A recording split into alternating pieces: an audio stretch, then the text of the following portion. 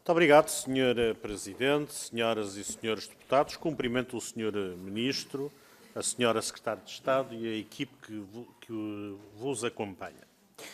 Sr. Ministro, quero começar a nossa intervenção sobre uma temática que abordou na sua intervenção inicial e que tem a ver com a preparação do novo quadro financeiro plurianual, vai entrar agora na discussão, e, como bem disse, é algo que tem que se começar desde já a endereçar em matéria de preocupação e, se possível, influenciar linhas orientadoras que sejam naturalmente mais vantajosas para a prossecução dos nossos objetivos enquanto membro e enquanto país.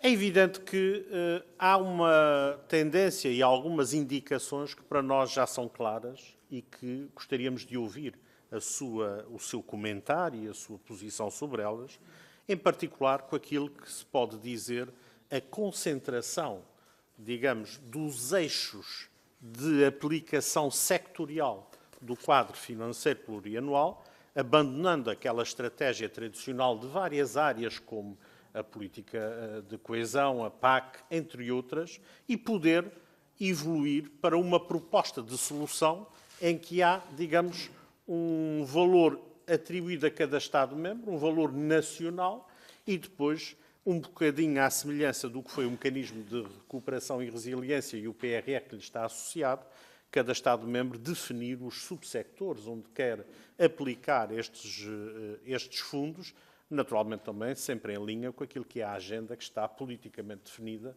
no quadro da União e no quadro das prioridades que essa agenda estratégica encerra. E, naturalmente, que esta abordagem tem preocupações que para nós são evidentes. Uma delas tem a ver com a grande preocupação que, aliás, o Presidente do Comitê das Regiões teve a oportunidade de mencionar, que é a política de coesão. Poder haver uma subalternização, poder haver um enfraquecimento da importância da política de coesão e dos fundos para esta política de coesão, que, como sabemos, é através desses fundos, fundamentalmente, que se faz investimento público e que se procura suavizar ou até mesmo anular diferenças estruturais em matéria de desenvolvimento regional.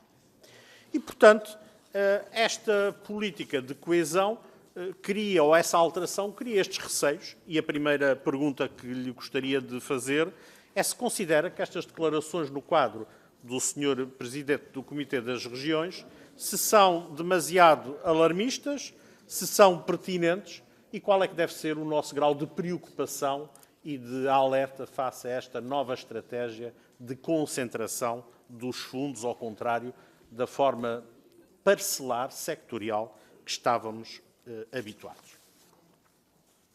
Ainda sobre essa matéria, há uma questão que toca intimamente esta e que tem a ver com as regiões ultraperiféricas.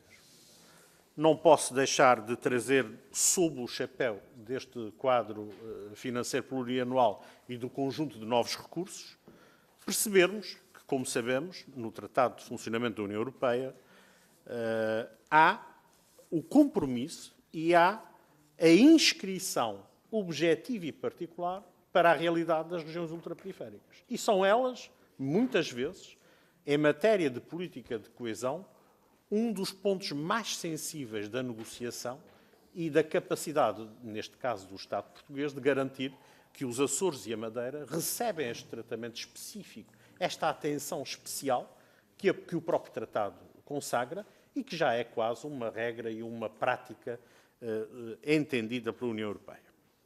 Esta alteração do modo como são atribuídos estes fundos, ou esta proposta, levou, inclusive, e bem, que o grupo político dos eurodeputados do PSD no Parlamento Europeu lançasse o desafio de criar um grupo alargado para discutir essas matérias e poder agregar esta preocupação comum a outros Estados-membros que também têm regiões ultraperiféricas. E gostava também de o ouvir sobre a importância que vê desta proposta da criação deste intergrupo e como é que entende que ele pode ser um contributo fundamental, até do nosso ponto de vista, para que se continue a garantir que os Açores e a Madeira continuam a ter, por razão do espírito da criação do conceito de regiões ultraperiféricas, uma consagração específica e especial naquilo que vierem a ser os próximos fundos europeus à sua disposição. Sobre essa questão do alargamento, que é outra dimensão que toca também, de forma direta, as matérias orçamentais, como o Sr. Ministro teve a oportunidade de referir, gostava também de ouvir a sua opinião sobre uma preocupação que é legítima, não é inédita. Como sabemos, nós vamos ter provavelmente 10 países, já temos 10 países no pipeline daquilo que pode vir a ser a adesão e o crescimento da nossa União Europeia como a conhecemos. E esta situação é, se por um lado desejável para garantir a paz, para dar dimensão e lastro maior ao conceito e à comunidade que é a União Europeia, para contribuir decisivamente para a paz, uma vez que o fortalecimento económico e geopolítico é um contributo fundamental neste quadro de incerteza, não deixa de, contudo, levantar preocupações a 3 níveis fundamentais. E era sobre estes que gostaria de o ouvir. Um primeiro é até que ponto este alargamento nos pode exigir um contributo líquido maior do que atualmente nós temos e exigir um esforço de participação orçamental superior àquilo que possa até ser o nosso planeamento enquanto país. Também não posso deixar de referir as afirmações do Sr. Primeiro-Ministro no quadro do alargamento, voltar a enfatizar a importância de preservar as políticas de coesão. E o Sr. Primeiro-Ministro levanta também, através da sua intervenção, a chamada de atenção a primeiro plano nesta matéria. E a última questão que lhe gostaria de colocar em matéria de alargamento, e que para nós é muito importante, é como vê o modelo decisório.